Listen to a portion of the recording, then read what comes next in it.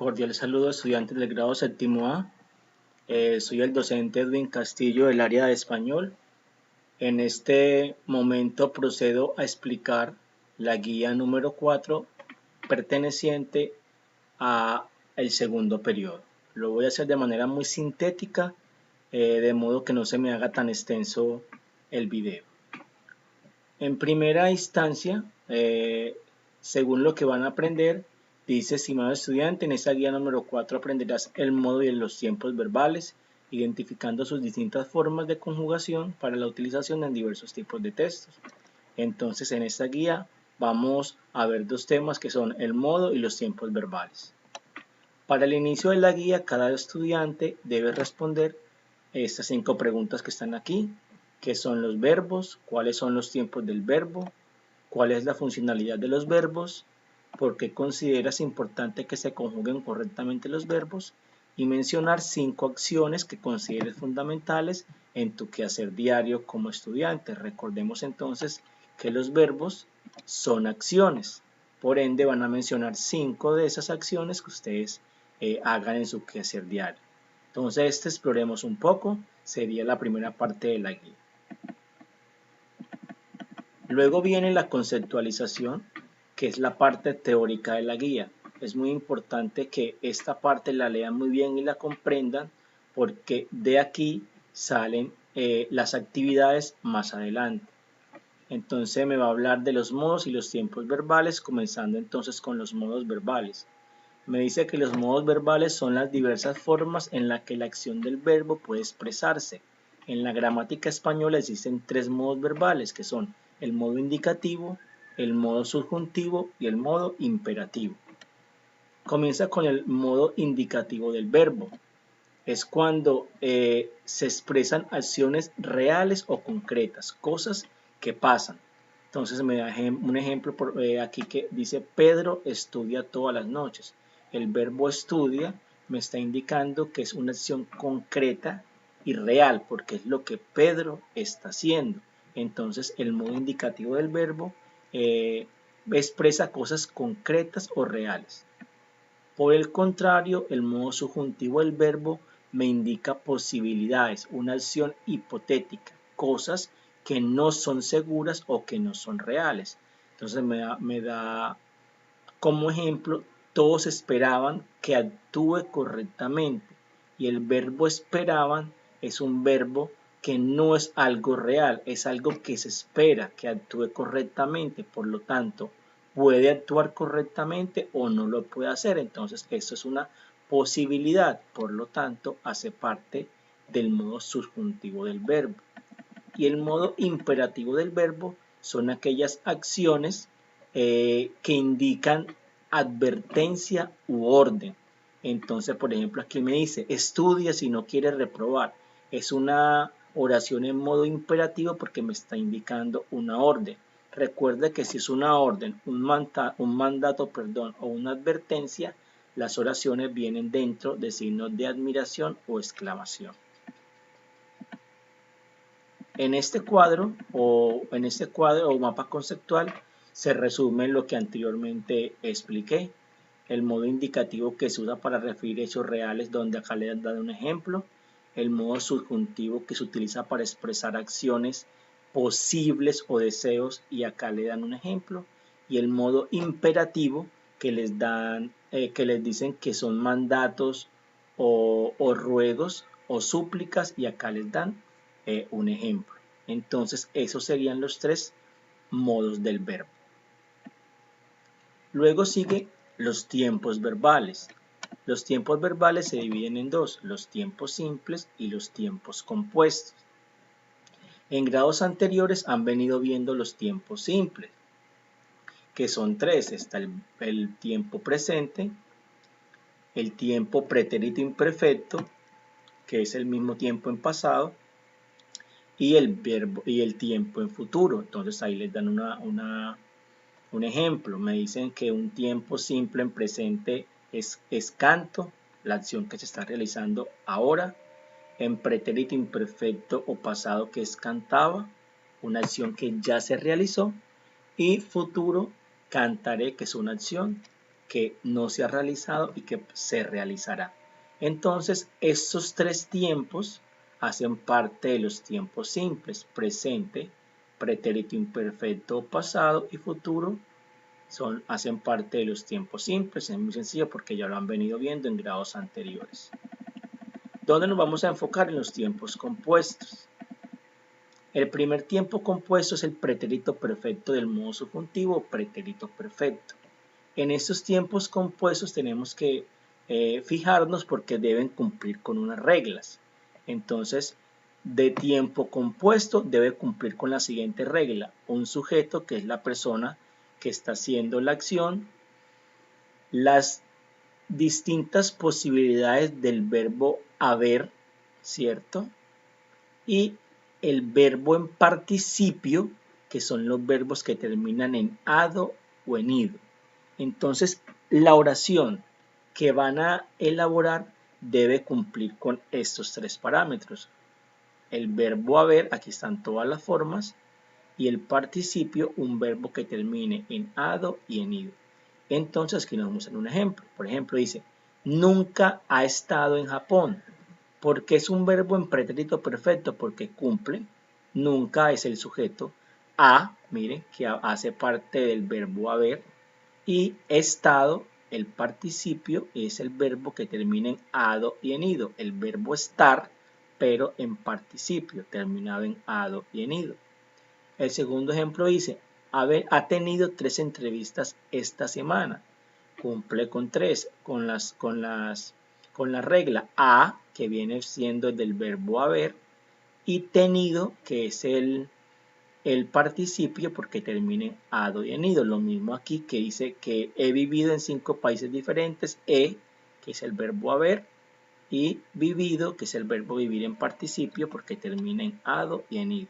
Entonces debe cumplir con las 3 reglas. Yo puedo decir también, por ejemplo, jamás he comido comida chatarra, ¿cierto? Entonces tengo el que viene siendo el verbo haber, y tengo comido, que viene del verbo comer, pero se le agrega el ido, que es el participio. Otro podría ser: nunca hemos tenido la oportunidad de volar en avión. El hemos, que viene siendo el verbo haber, y el tenido, que viene siendo el participio porque termina en ido, el verbo tener. Entonces, así se forman los verbos en pretérito perfecto. El segundo es el pretérito pluscuamperfecto. Es un poquito más complejo. ¿Cuál es la regla? Que debe tener un sujeto, lo mismo, el verbo haber, ¿cierto? Aquí están las posibilidades. En pasado, claramente en pasado, porque estamos hablando de pretérito pluscuamperfecto. Y el participio, un verbo terminado en ado, ido. Entonces dice: se usa para expresar que una acción es anterior a otra en el pasado. Entonces aquí me da un ejemplo que dice: cuando llegué, que sería el verbo en pasado, a la tienda, ya había, que sería el verbo haber en pasado, y cerrado, que sería el participio. Entonces sería una oración en pasado, ¿cierto?, que repercuta, perdón, una oración en presente, una acción en presente que repercuta en el pasado, ¿cierto? Y debe cumplir entonces con las 3 reglas: el verbo en pasado, el verbo había y el participio. Entonces aquí me dan un ejemplo muy claro: cuando llegué, o sea ahora, a la tienda ya había cerrado, que era antes. También puedo decir mientras salí, que sería el verbo en pasado, a la puerta se habían, que es el verbo haber, llevado el perro, que viene siendo el verbo en pasado. También puedo decir cuando busqué, que sería el verbo en pasado, haciéndolo ahora, la guitarra, ya se habían o ya se la habían llevado. Entonces estoy cumpliendo con busqué, que viene siendo el tiempo en pasado, había, que viene siendo el verbo haber en pasado, y cerrado, que sería el participio porque termina en ado y en ido. De esa manera se estaría conjugando el verbo pluscuamperfecto. Y el futuro perfecto, que es un tiempo un poco más sencillo de explicar, utilizo los pronombres y el verbo haber en futuro, hubiere, hubieres, hubiere, hubiéremos y hubieren. Vamos a omitir el vosotros hubiereis porque no lo utilizamos mucho. Entonces aquí hay unos ejemplos.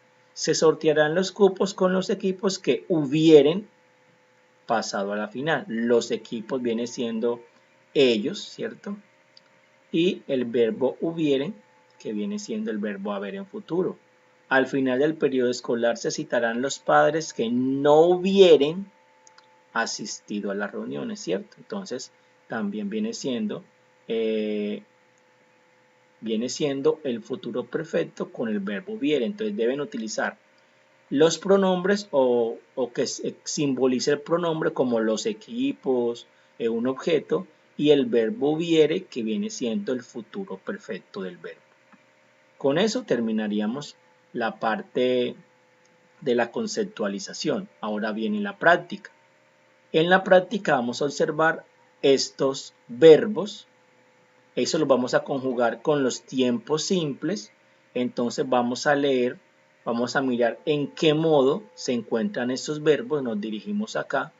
El modo viene siendo el modo indicativo, el modo subjuntivo y el modo imperativo. Van a indicar si esos verbos indican algo que es real o algo que es posible o algo que está indicando un mandato, ruego o súplica. Entonces me van a colocar aquí si es uno del verbo subjuntivo, del modo subjuntivo, del modo indicativo, ¿cierto? O del modo imperativo. Y en el tiempo, obviamente me van a colocar qué tiempo simple es, si el verbo está en presente o en pretérito imperfecto o futuro. Entonces me van a colocar aquí si está en tiempo presente, pretérito imperfecto o futuro, estos dos.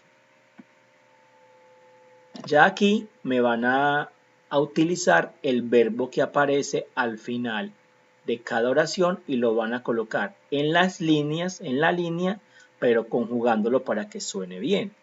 En este caso van a leer las mariposas, el espacio, raudas por el cielo. Van a utilizar el verbo volar, lo van a conjugar aquí, que suene de manera correcta. Lo mismo van a hacer con las demás oraciones.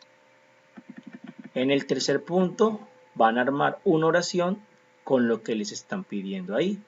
Una oración en acción presente, una oración en acción de pretérito imperfecto pasado y una oración en futuro, perdón. Y van a armar una oración en futuro, en pretérito perfecto del modo subjuntivo, que es el que acabo de explicar acá. Donde utilicen el verbo haber, un participio, el del pretérito pluscuamperfecto, entonces van a utilizar lo que les acabo de explicar aquí, ¿cierto? Y lo mismo con el futuro perfecto, donde utilicen el verbo hubieren con otra persona. Entonces es importante que en cada uno de ellos lean los ejemplos y con los ejemplos se puedan guiar para escribir las oraciones. El cuarto punto es la competencia escritora. ¿Qué van a hacer en la competencia escritora? Me van a escribir un texto inventado, ojo, no puede ser un texto tomado en ninguna parte porque queda anulado este punto, donde hablen de la riqueza de mi idioma, en vista de que vamos la próxima semana a trabajar o a celebrar el Día del Idioma. Van a escribir un texto donde incluyan 5 verbos. Van a utilizar muchos verbos, pero van a escoger solo 5 verbos. Esos 5 verbos que van a escoger me los van a colocar aquí.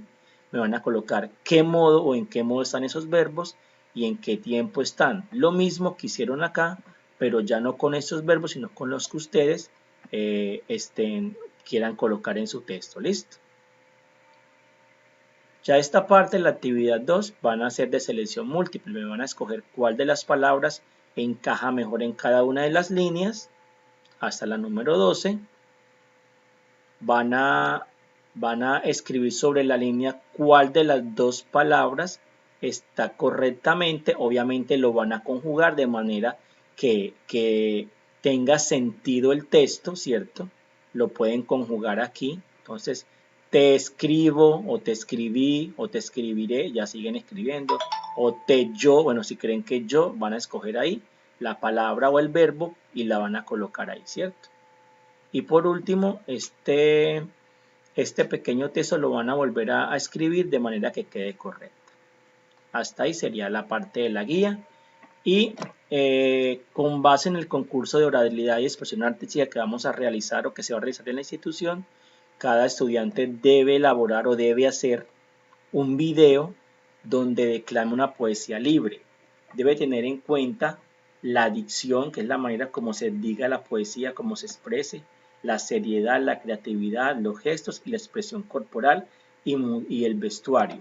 Esta será una nota adicional a la guía. O sea que es muy importante que elaboren el video de manera que tengan una muy buena, para que tengan una muy buena calificación, lo hagan de una manera muy seria y me envíen este video antes, como fecha límite, perdón, el 20 de abril. Fecha límite para entrar a participar en este concurso. Entonces, muchas ganas para participar, pónganle todas las ganas, toda la seriedad para que puedan obtener una muy buena nota y aparte de eso puedan entonces clasificar como el mejor video del grado para entonces poder participar por un premio que se les va a explicar más adelante. Y ya por último van a evaluar el trabajo. Aquí está, evaluación del trabajo, cómo les pareció el trabajo. Esa es la rúbrica de calificación y ahí terminaría la guía. Entonces chicos, cualquier cosa estoy a su disposición por si no han entendido alguno de los puntos. Creo que está muy clara la explicación y nos vemos entonces en la próxima clase y cualquier duda entonces se comunican conmigo. Listo. Muchísimas gracias.